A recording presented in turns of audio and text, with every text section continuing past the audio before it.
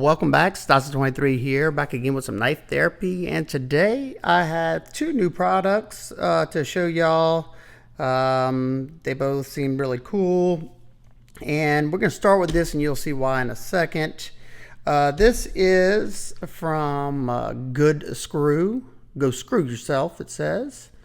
I saw them on Instagram, and they make drivers, they make some scales, they make a few different things like pry bars as well, but I saw this and I wanted one bad. It kept going out of stock, but got on the email list and finally was able to get myself one.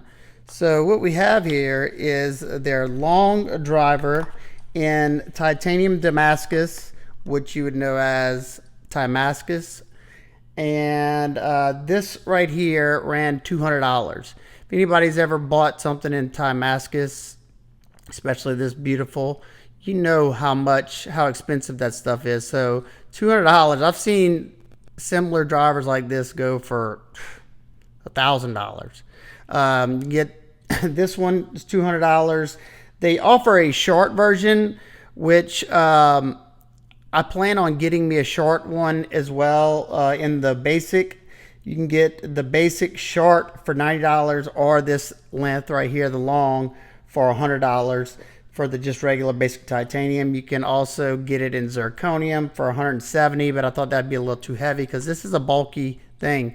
And watch out, okay, let me just show you something. I don't know if you'll actually be able to see it, but this one spins, I thought spins great. But watch this. If you're a fidgeter like me, yeah, that thing's moving. Which, besides just looking cool, it plays a huge role in unscrewing and screwing knives. It comes with a birth certificate, authenticity. There you go, right there. GoodSkrew, Ultimanium, and the L for long, titanium Damascus, and your born on date. And this I thought it was pretty cool. The certificate of legitness, legit AF, and a wax seal right there. I don't know why I always like the wax seals. Not too many people do that anymore, but some pause and read. And if you go on the site, I'm gonna try to link it all down below. Right, they just had a drop. When I picked this up, I think it was last Friday or something. You need to be on their mailing list if you want one of these, because when they do the drops, they don't last long for the price, you know, of what you're getting. Like I said, I use drivers all the time. This was my favorite. Now this one's probably a step up in that space. I think it's just beautiful. It's kind of mesmerizing just to look at. I mean, I don't know. And how smooth it is just on another level. But only reason I want to get the shorter version is because I don't have extra large hands. I don't wear a large glove. I wear a medium sized glove, and you want to be able to, you know, grab the end of that whenever you do this to make it as, you know, fast as it could be. And being that I can't reach the bottom, it's not gonna hurt anything, but I'm going for quickness whenever I'm taking apart stuff. And it also comes with this bit set. I don't know. Let's see. I didn't even look at these yet. What kind of bits are they? Are they just generic? Yeah, Baropi. I don't know. I just realized there's no Torx in. Is there no Torx? No. There's Allen heads and regular. So I can use those Allen heads because I'm always looking for a good Allen head. All right, so we're going to check out. You got a Weha T8 right here. We're going to go ahead and see. Does it fit good? Yep, fits. Pretty strong magnet, pretty good fitment in there. You have a magnet in there as well, but it's not like it doesn't like suck it up. It clicks in there more so. So we're going to put that there, and then my T8 driver. So now we're going to go to here, and you'll see why I have these here. I'm sure on the thumbnail you can see. But I saw this on Instagram as well, And what this is raw aluminum AD20.5 scales. Boy, it feels like air. I'm holding air right here. Very, very lightweight. And I know I read on the site that they're going to be doing titanium as well. I don't know much about this company. I just happened to see them on Instagram and figure why not. The raw aluminum scales, they got several different patterns. I went with it's like a small diamond pattern. They have like a kind of a frag with like line in it. I didn't like the way it looked. Several different milling patterns.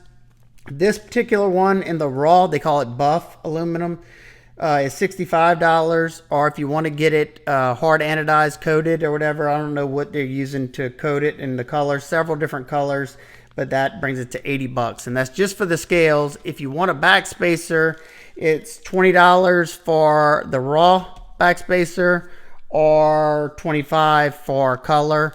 And they have, I think, 2 or 3 different designs as far as backspacer.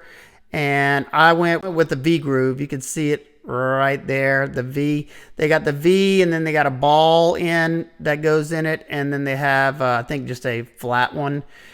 And like you said, I went with the black. So there you go. I'm trying to decide which knife. I think I'm gonna change out this one for now. I'll probably go back and forth because I love the way this one feels, and I just freshly sharpened this one up, and I mean ridiculous. I know a lot of people had problems with their AUS 10 AD20.5s, but I don't know, maybe I got lucky, but mine has been excellent. Holds an edge just like all my other AUS 10 knives, and when I say ridiculous, I'm not gonna touch it because I cut myself last time. Now this one, I have noticed it was a little bit harder to sharpen, but I was able to get through it. So we're gonna put it on this one and we'll see how it looks. All right, I took the clip off camera. I gotta see how much these weigh. These things don't weigh anything, feels like 0.68 ounces, and with I think this feels like, weighs more than the scales. 0.80 with the aluminum scales and the backspacer. All right, so let's get this apart. We have a T8 on the pivot and T6 on the body screws.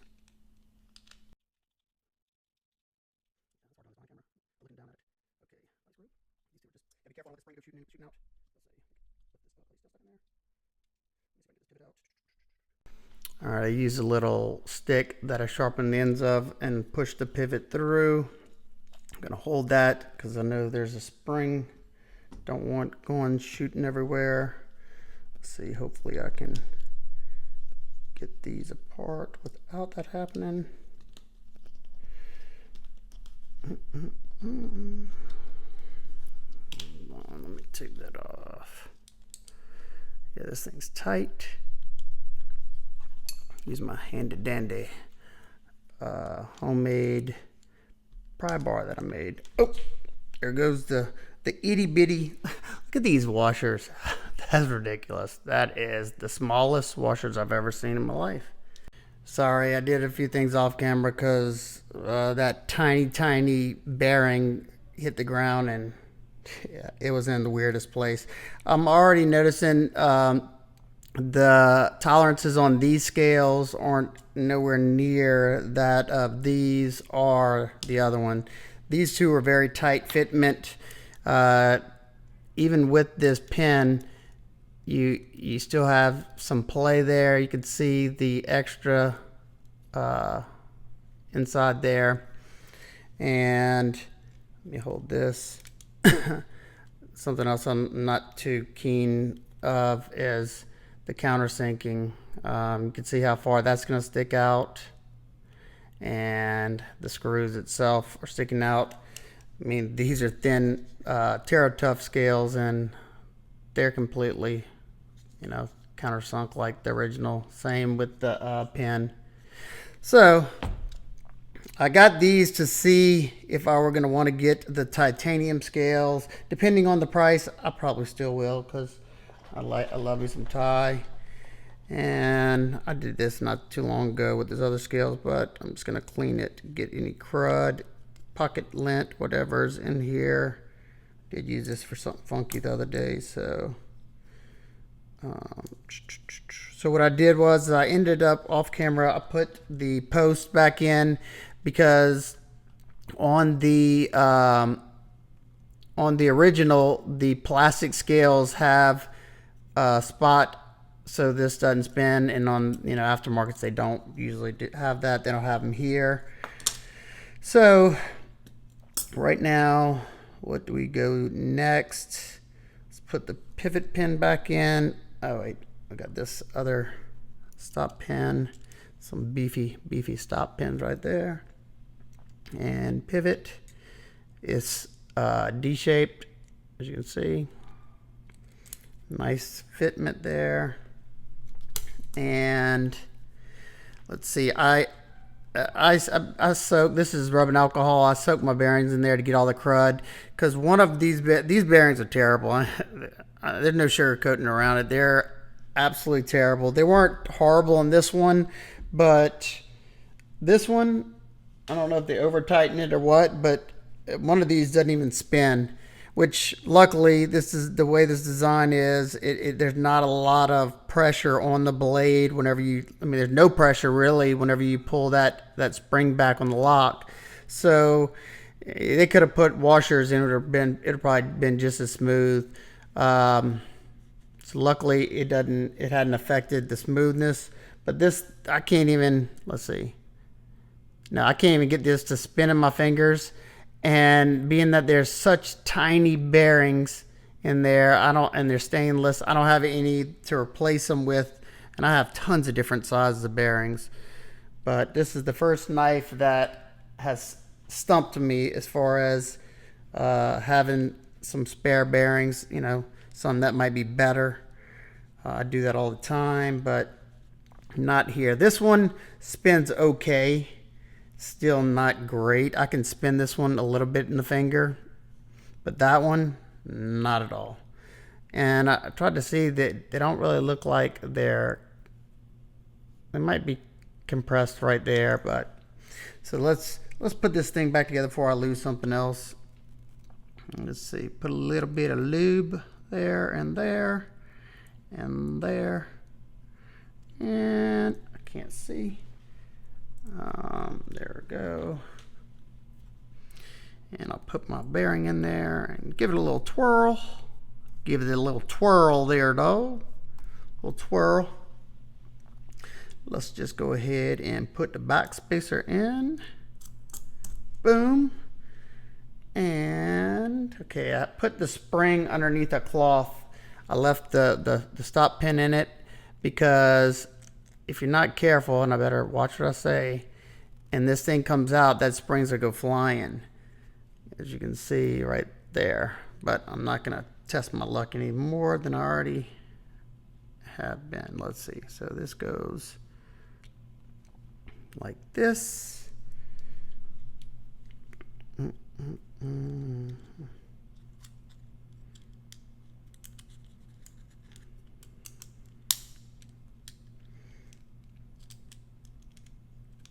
Okay, that's fairly easy to get in there this way, and then when you go to put the blade on, you got to hold this and pull it back. Can be a little finicky, just depending. Let's put a little bit of lube. Let me clean that off real quick. So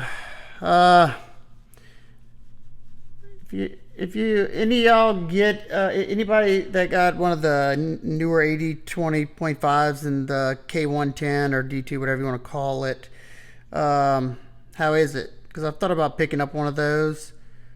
I have an extra scale, I just as well. But if it's not considerably different, I mean, like I said, I understand if you had a bad one, then yeah, it'd probably be way different. I don't know. Let's see. Let's see if I can do this without dropping anything.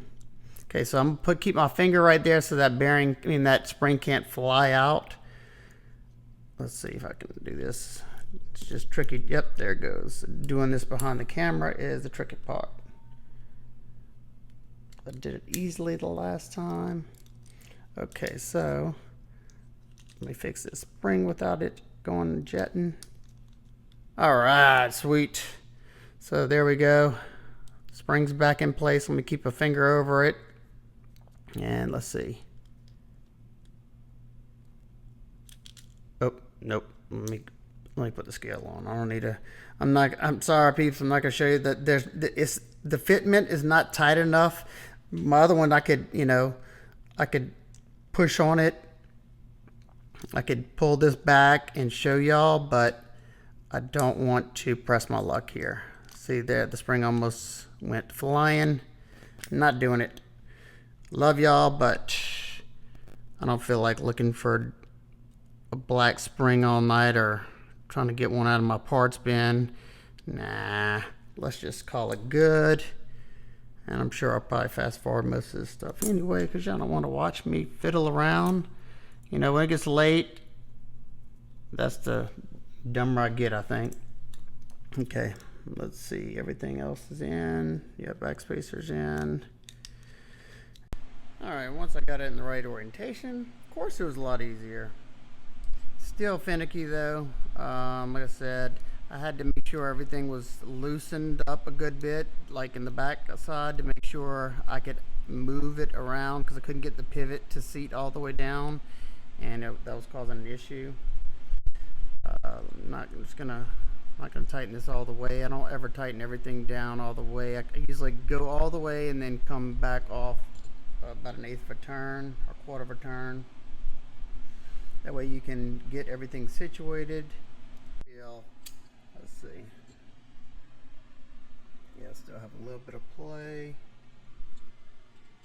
Love this new driver. Okay, see, that's what I was worried about. Still have a little side to side. Yeah, I still got a good bit of side to side. And it's tight all the way. And I'm going to show you why. See this? Where the hole is? The scale needs to go that way. I'm going to loosen it up again. I've already done this 3 times. I'm going to loosen it up again. Hopefully I can get it situated to where I can loosen this thing up enough. But that shouldn't be the issue, because you have 3 more contact points. So that should line up. Once you put these pins in there, it should damn near be lined up. Okay, let's see. I need to get that pivot. Let me loosen it up again everywhere. I know I probably have lost most of y'all by now, but the ones that are still here that want to see how I do things, and here you go. Let's see.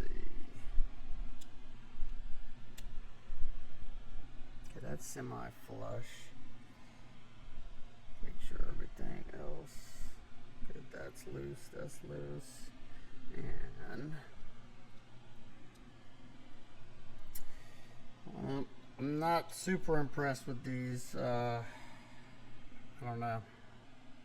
Maybe I just got a bad set, so hopefully that's the case. Like I said, I don't know anything about original goat, so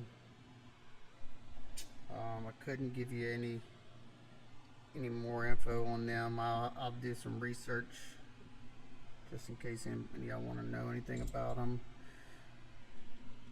Yep, that's all the way tightened down, and of course it's smooth, but a good bit of blade play. I mean, you would expect this one to have a good bit of blade play, because you got these TerraTough scales. Nope. Oh, that's aggravating. And I think it's because it's not seating all the way down. And I've swapped the pins around to see if one of them's not. Okay, I'm gonna turn it off for a second and see if I can find anything. All right, after a big headache and almost throwing the knife across the room, or should I say the scales, I finally was able to kind of make it work. What's happening is the scales are a little too thin of material. You can see the thickness difference here, and the countersink on the pivot isn't deep enough to where this side is coming through too high. So only way I could get it to not have like a good bit of blade play like before, which it still has some side to side. I use one of these O-rings that I got from OCD for EDC. Came in clutch. So here it is. I'm probably not going to leave these on because I'm pretty disappointed with them. Unless I just got a bad one, I can't recommend these. I still got, I got more blade play than, like I said, this Terra Tough one, and I don't know, just bums me out. I like the overall aesthetics. I think it looks nice. Sorry if it's not coming through too good, because I'm not doing this in my normal spot because of me doing this type of video. Let me know if you have any questions, comments, concerns. Let me know down below. Let me know what you think about this titanium Damascus driver. Love it. And if you have a set of these, let me know. Did I get a lemon? I don't know. It's still smooth, and I was able to center it up, but that took a little work.